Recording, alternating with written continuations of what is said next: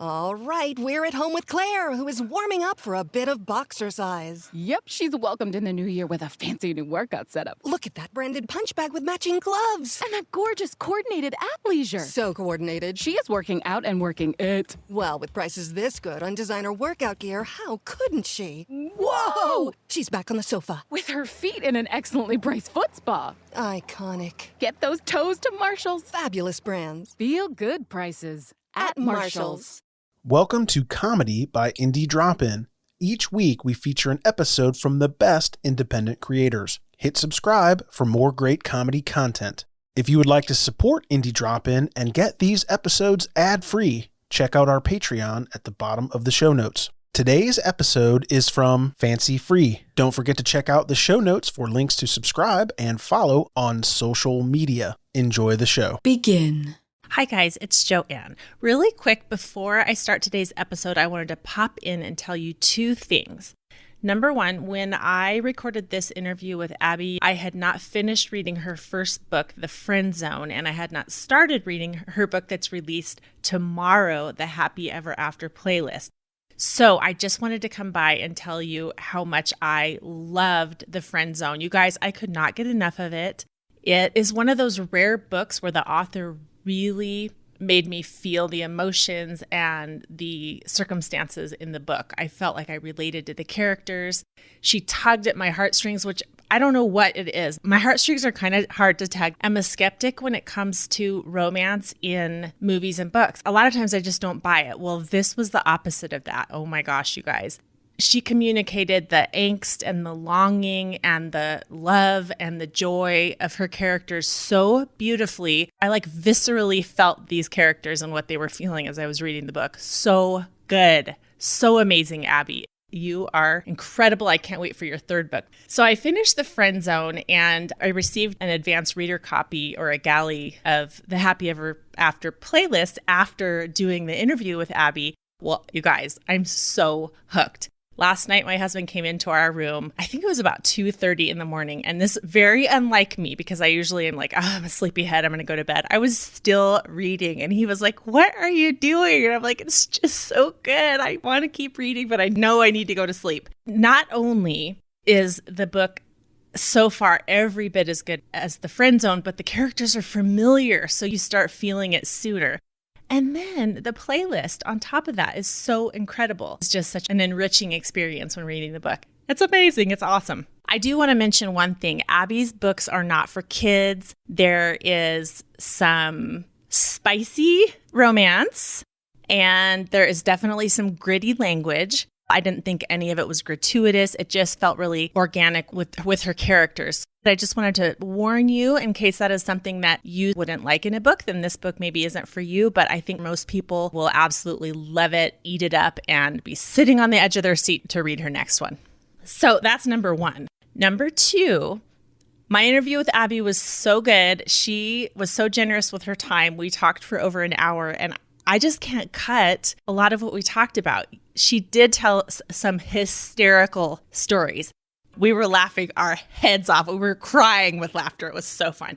So you are absolutely going to love her funny stories. But also she gives so much wisdom and advice regarding creative outlets, and her life is just so interesting. Later this week, I'm going to publish a bonus episode where we talk in more depth about her bakery and her writing and just some of her life philosophies. And she actually gives me some really amazing advice. So I don't think you want to miss that either.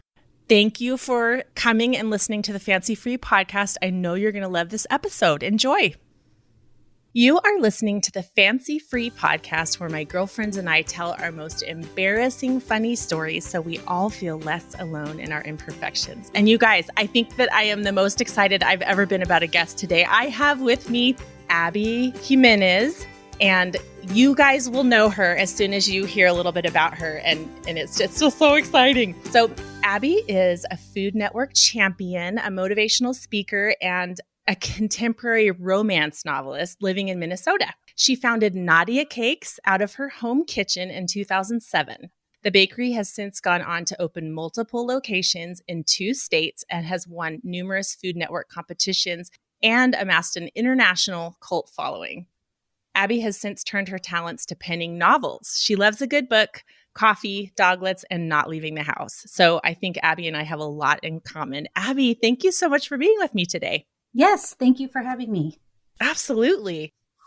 Oh my gosh, I have so many questions for you, but I will just start by asking you to fill in the blanks. What did I miss about who you are and what you do? Well, that was a very good summary. Thank you. I have 3 daughters.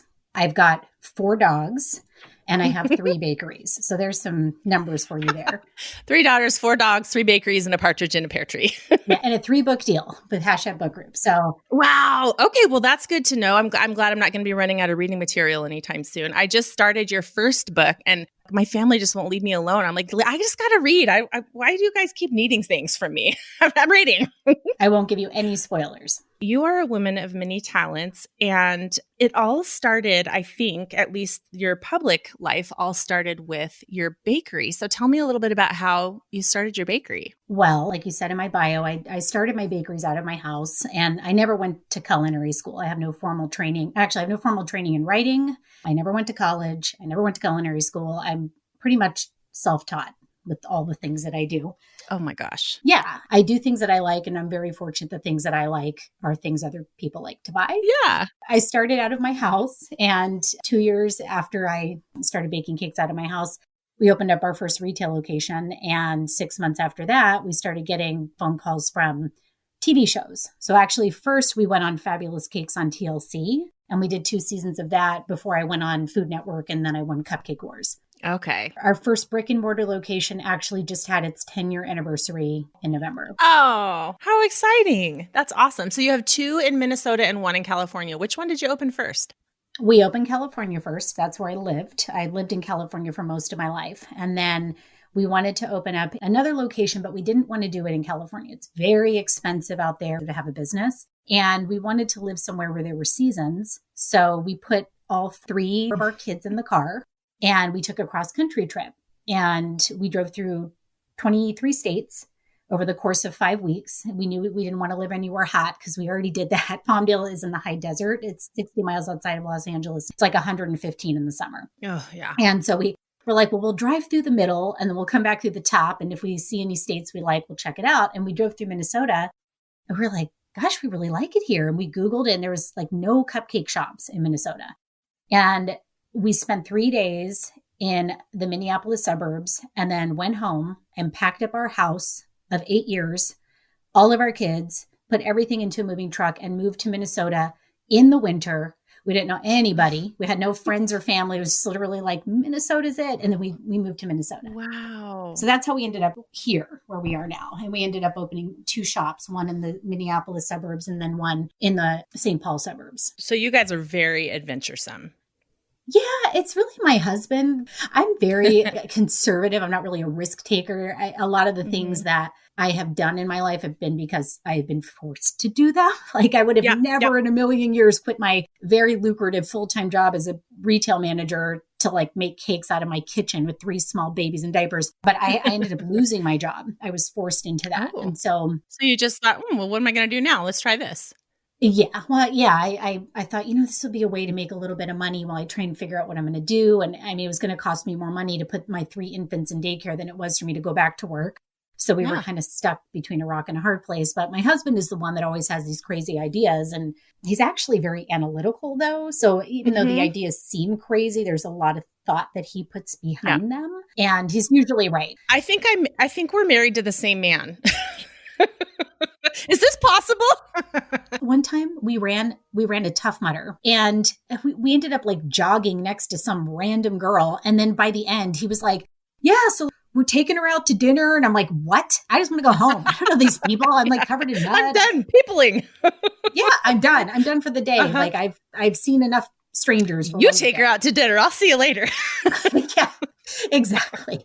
He's very, very extroverted. It's so interesting that your story about moving to Minnesota, because we're from Reno, Nevada. We moved to rural Montana a year and a half ago. We basically came here for vacation, bought a home, went home, packed up our stuff and moved here. And then all 11 of our extended family members ended up, by the time we actually moved here, coming too. So it was all because my husband was analyzing where we needed to live to be safe for the kids and to have sort of the environment that we wanted. And we were living in an urban setting and it was just too much. And he'd always loved to fly fish and always kind of dreamt of Montana. But he looked at politics of the area and the finances of the area and the natural resources and kind of narrowed it down to a few locations. We got in our camper and went on a 2-week vacation and ended up buying this place, which we were just going on a fact-finding mission. And we're like, when are we going to find this again? This is crazy. It's the perfect 20 acres with live water running through it. Oh, wow. We thought it would take forever to find something like that checked all the boxes that we could afford. And when we found it, we're like, we have to snatch it up. And even the kids, our girls were teenagers at the time. They called this place Favorite. What if somebody buys Favorite? And we're like, you guys, we're just here trying to figure out what town we want to be near. And I mean, the 4 of us we went for it. But it's because, number one, my husband's super spontaneous. And number 2, he's super analytical. So the spontaneity has this like a base of sense, Yeah.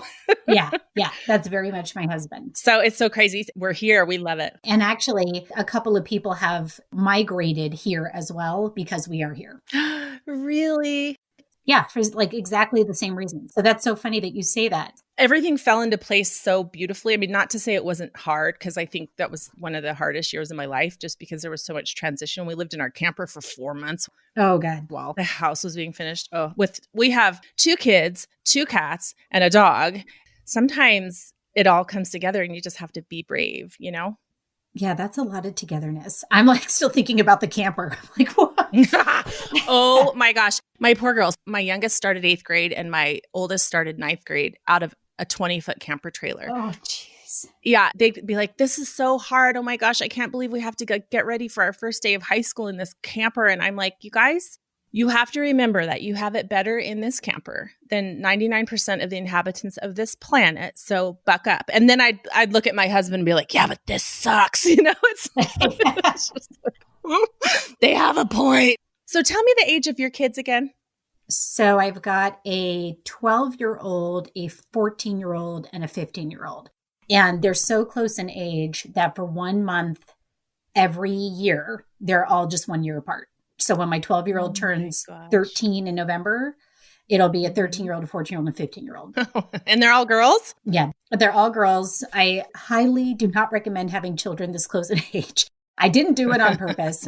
I was down for the first 2, and the third one was a complete surprise. And I think it like broke me. I was so exhausted. Oh, yeah. They've never known anything else other than Nadia Cakes in the bakery. And I'm super grateful that they get to have that kind of life. Emma, my back is killing me. Can you help? Yep, been doing some research. Great, it hurts right here. You need lumbar support. Safa mattresses have advanced spinal zone technology. I was hoping for a massage. Safa is a better solution, Dan. Their mattresses have the chiropractic seal of approval, according to my research. How about a Safa and a massage? Get $200 off your purchase of $1,000 or more at safa.com/200. Yeah.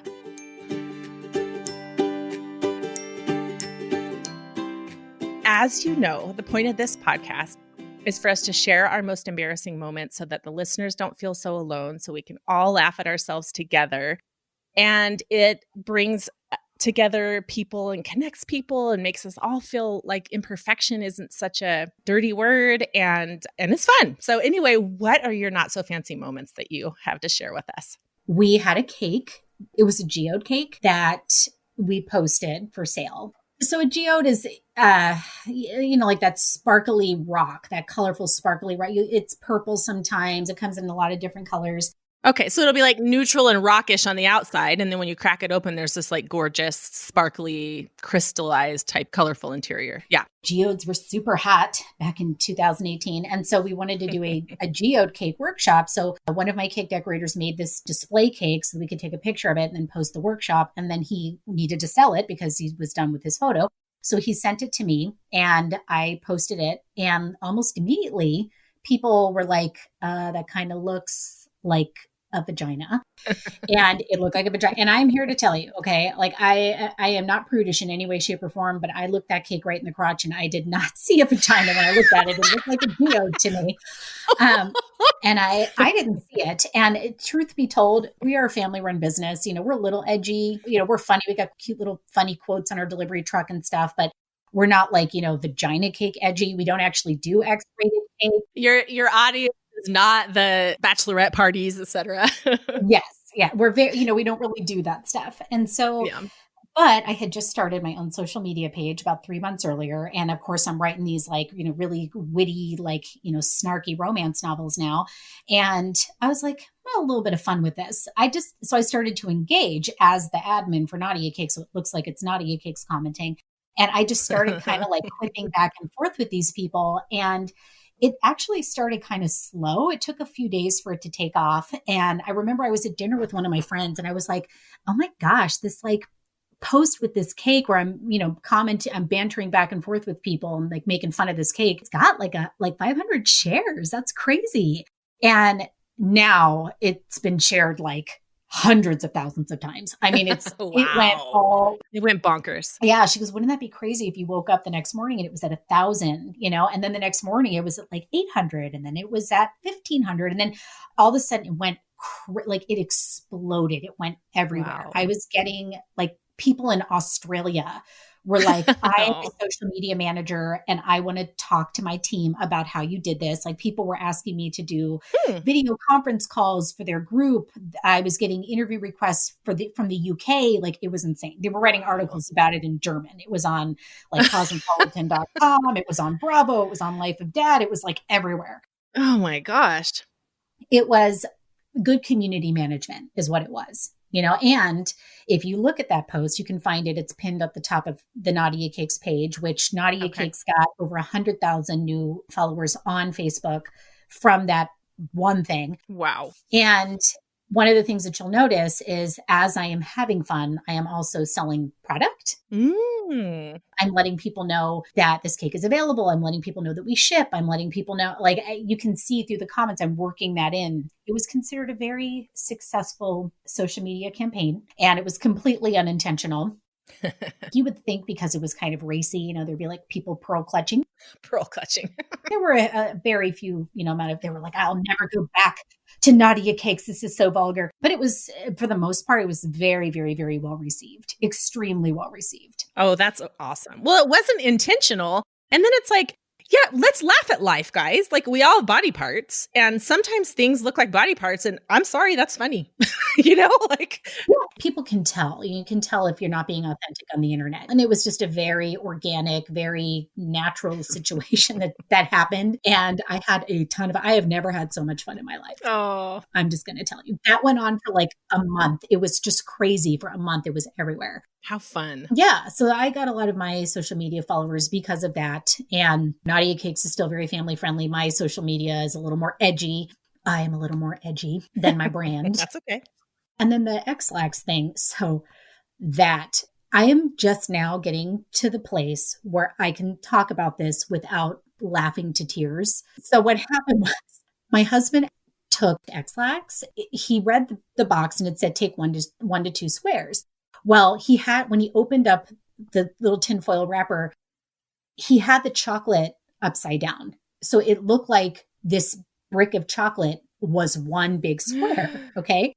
Well, when you flip it over, it's actually 12 pieces of chocolate. Okay.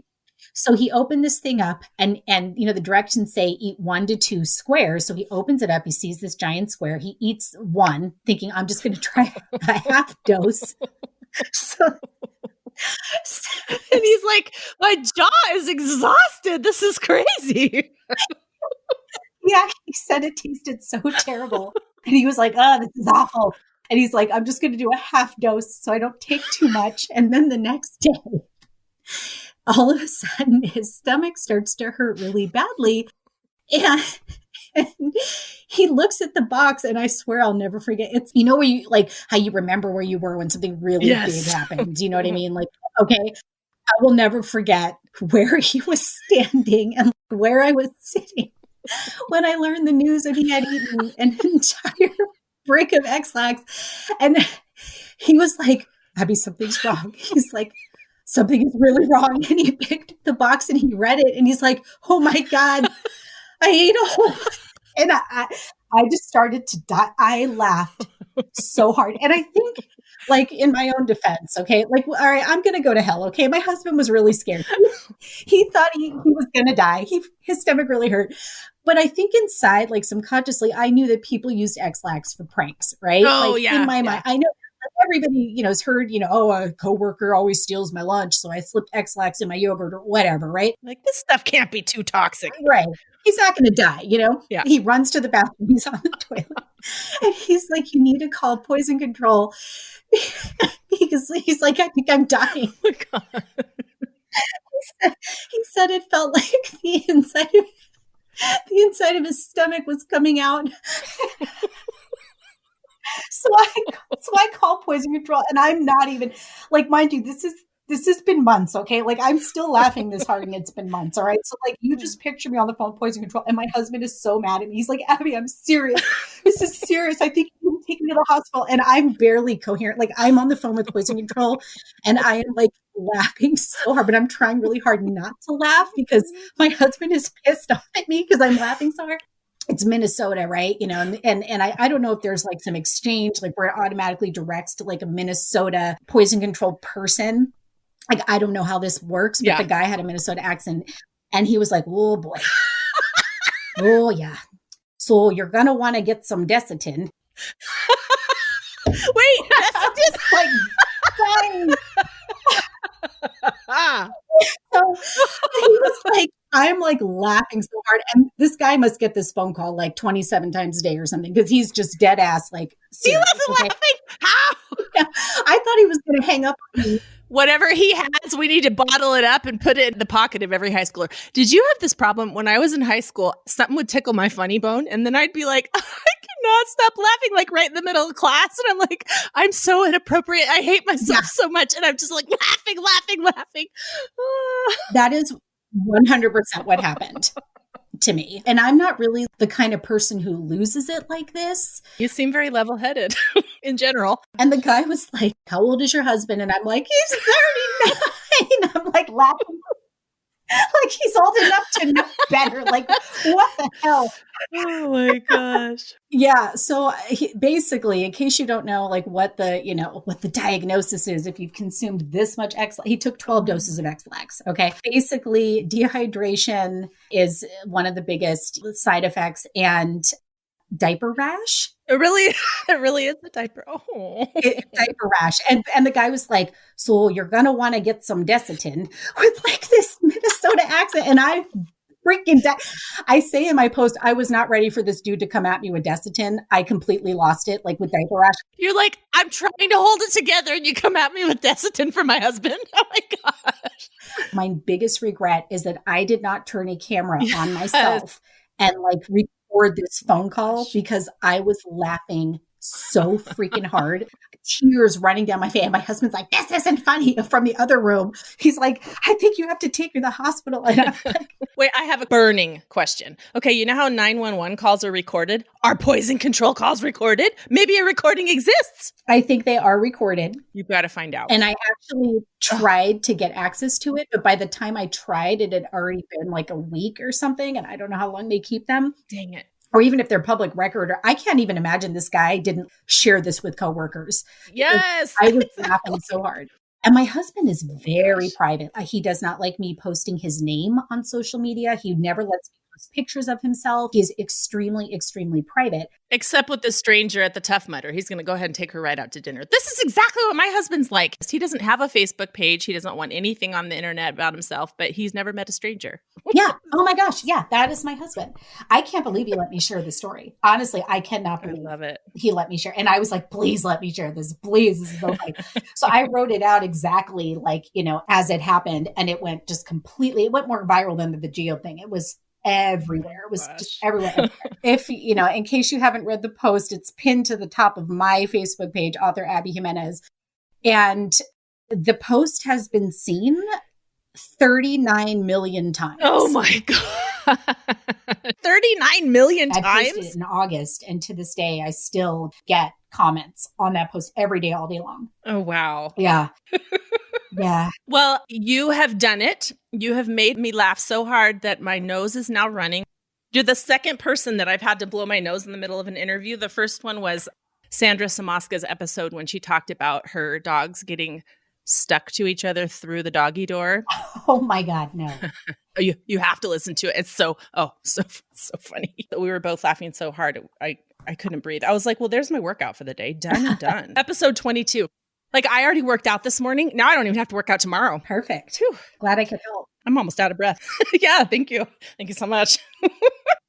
Oh my gosh. Oh, Abby, those stories are so incredible. So that is kind of an embarrassing moment for you too, because you were not holding it together well with the poison control officer. No, I was absolutely not. That was probably the favorite thing that has ever happened to my husband. And that's really sad, but it brought me so much joy.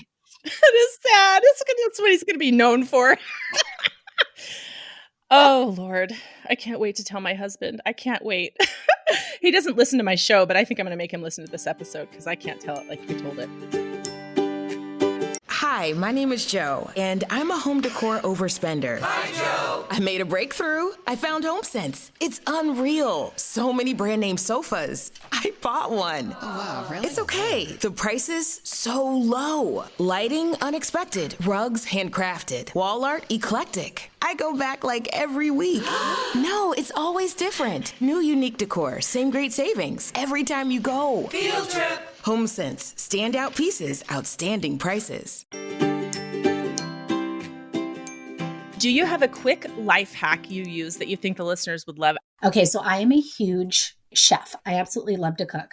And whenever I cook, I always cook twice as much as I need so that I can freeze one for meals later during the holidays. So I'll prep all of my sides for Thanksgiving a week or two before Thanksgiving. So I'm not like chaotic the day of. So I'll make my mashed potatoes. I'll make, the green bean casserole. I'll make all of those sides.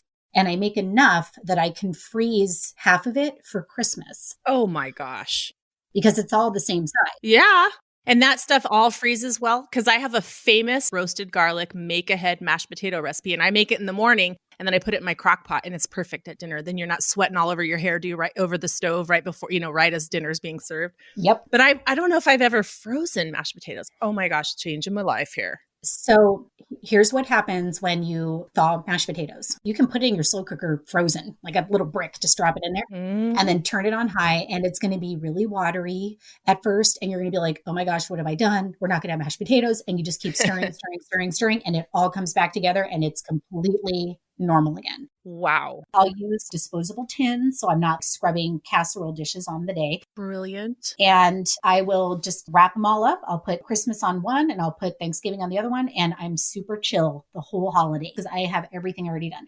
And then all I have to make on the day of is the punch and the turkey or whatever. The meat. Yeah. Which my husband does. Yeah. Wow. So that's my life hack. I love it. I wrote an article about, I think it's 15 tips to make entertaining more doable for introverts and newbies. Because I've had to do a lot of entertaining, even though, I'd rather have my teeth pulled, honestly, than have a big group of people over. I like a small group. Like if you fit around my dining room table, I'm happy as a little clam.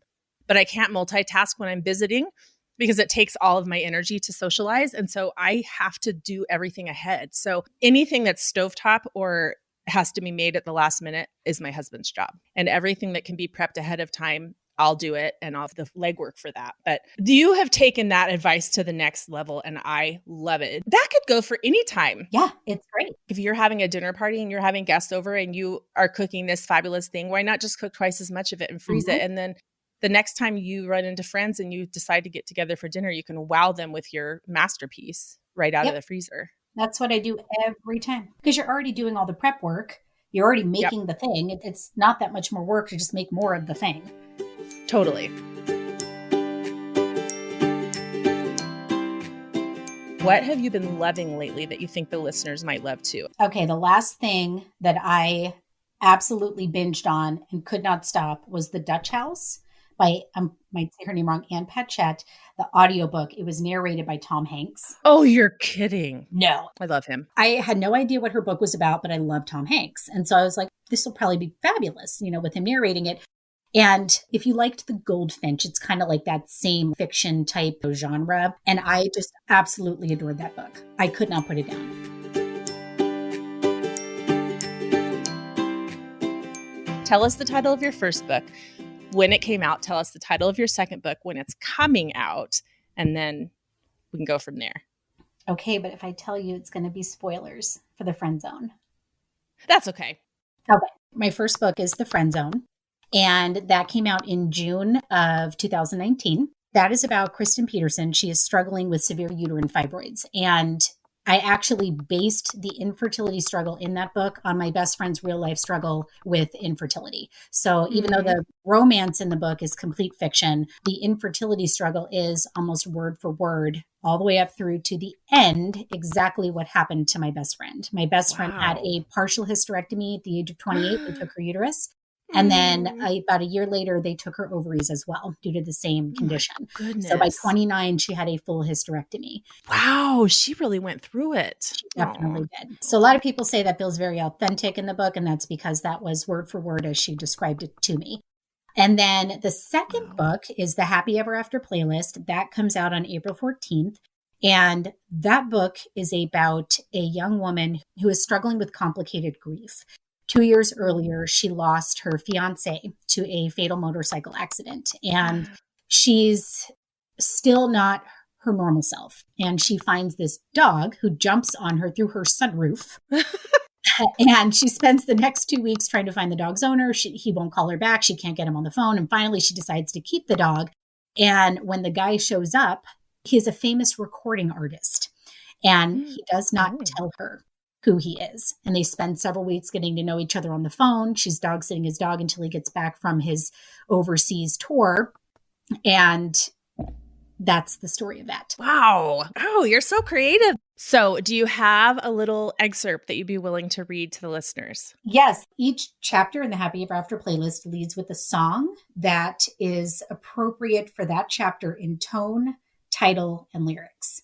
And you can actually access this playlist as you're reading. It's on Spotify and on Apple Music so that you don't have to go searching for the songs. So this is chapter 6, and this is Sloan, and the song on the playlist is Future by Paramore. And just a little backstory. Sloan has just met Jason, which is the dog's owner. Tucker is the dog. And she's kind of been chatting with him back and forth on the phone, and her best friend has just knocked on her front door.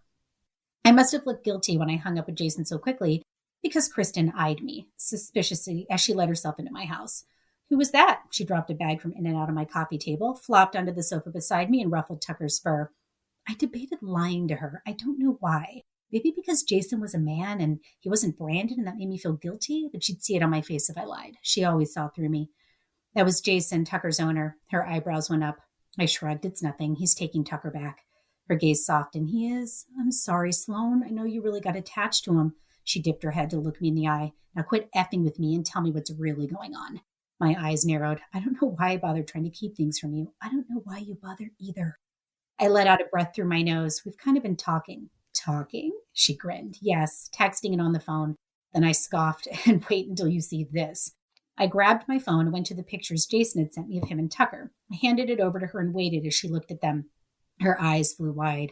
This is Jason. That is Jason. And he's nice and funny and really, really flirty. And he has a great dog, she said. Yes, and he has a great dog. Is he single? Yes. Is he asking you things like whether or not you're single, she asked? Yes. She beamed. Have you met him? Then she looked over at Tucker. Why is this dog still here? He's in Australia for work for a few more weeks. I'm keeping Tucker for him until he gets back. My phone pinged and I glanced at it. It was Jason. My eyes shut up to Kristen and she arched an eyebrow. Is that him? She asked, smiling like the Cheshire cat. Is it a dick pic? Is it amazing? No, it is not a dick pic. Ew. If he ever sent me one of those, his little back and forth would come to an abrupt end. He wants to know if the huntsman's wife is my blog.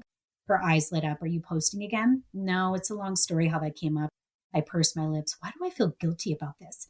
Because you haven't dated since Brandon? Because you're like a hermit? You remind me of those veiled Italian widows from the old world, wearing black and lighting Virgin Mary candles, shuffling around their rosaries. And I hit her with a throw pillow and she laughed. Seriously, Sloan, you're a hot bombshell. You're beautiful and talented and you deserve to be happy again. This recluse stuff is BS. Wow, tell me how you really feel. No, I mean it, Sloan. Josh and I talked about this a few days ago. We're staging an intervention. We decided that once the 2-year mark hit, we weren't going to let you continue to make your life a shrine to Brandon. Enough is enough. I looked at her tiredly. I don't choose to feel like this, Kristen. Like hell you don't.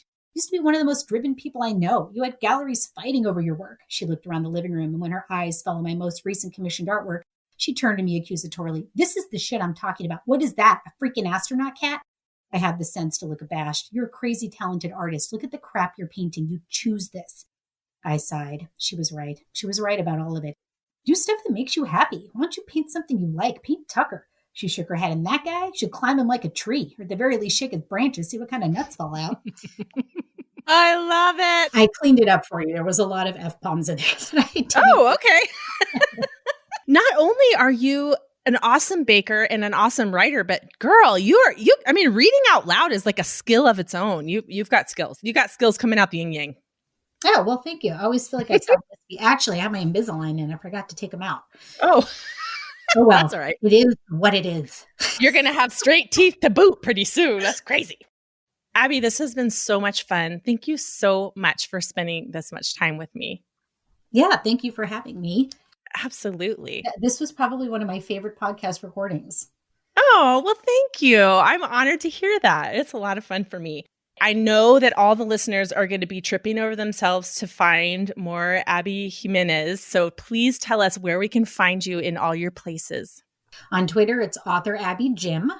And then on Facebook and Instagram, my handle is author Abby Jimenez. Very easy to find. And I post all of the things in those places. And then you can also check out my book tour links on my website, which is author Abby Jimenez. Okay. I will link to all of those things. Are you doing like a book club type discussion after it comes out on your Facebook page, or do you have anything like that planned? I do actually have a discussion group. It's called the Friend Zone Discussion Group, and that's on my Facebook page.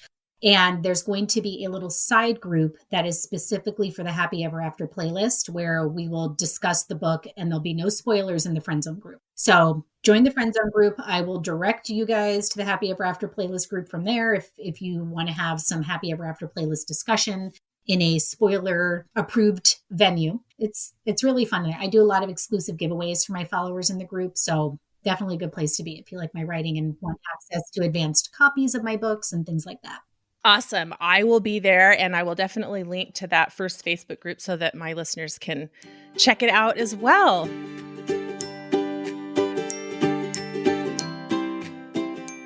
Thank you so much for listening to the Fancy Free podcast.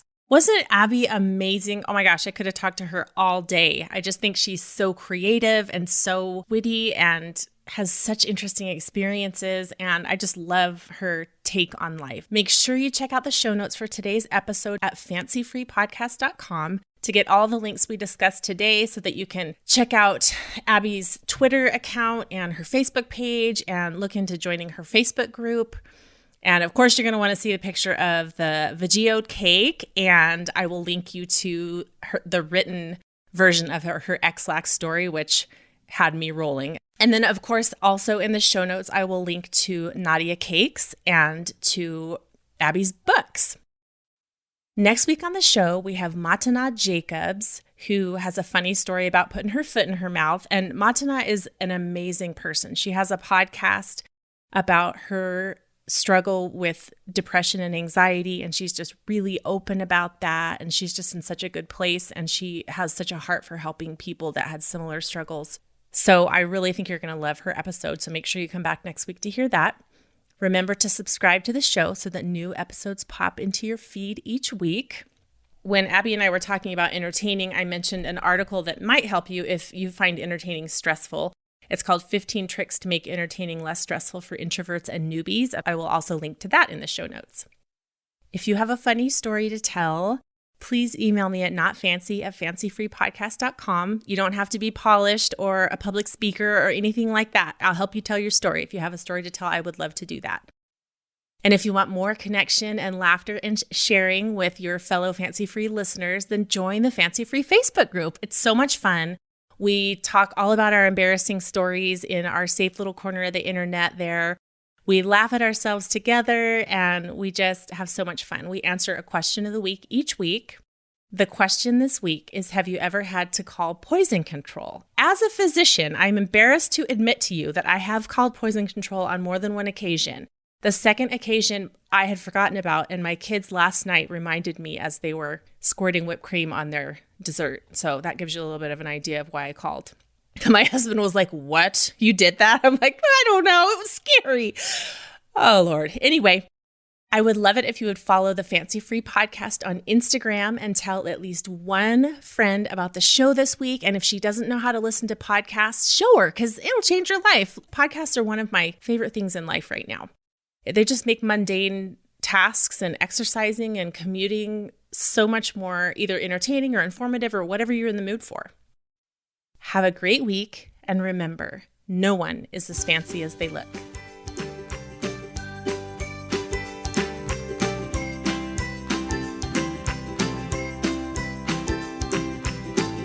Thanks again for listening to Comedy by Indie Drop-In. If you would like your show featured, reach out to us at Indie Drop-In on all social media or go to indiedropin.com. See you next time. If you're struggling with alcohol or drugs, Recovery Centers of America can help. The holidays are over, the new year is here, and the time to act is now. Expert private care at Recovery Centers of America will get you on the road to recovery today. At our award-winning and fully accredited treatment centers on the Eastern Shore and in Southern Maryland, you will be treated with compassion, dignity, and respect by our dedicated team of professionals. You will also benefit from specialized programs, 24-hour medical care, and the comfort of our outstanding facilities. Let us help you. We will answer your call 24/7 and can get you into treatment as soon as today. If outpatient care is right for you, you can receive a same-day assessment and attend therapy in person or virtually. And because we accept most private insurance plans, you get premium care without the premium price. Don't wait. Start your new year. Start your new life today. Call 1-888-RECOVERY now. That's 1-888-RECOVERY.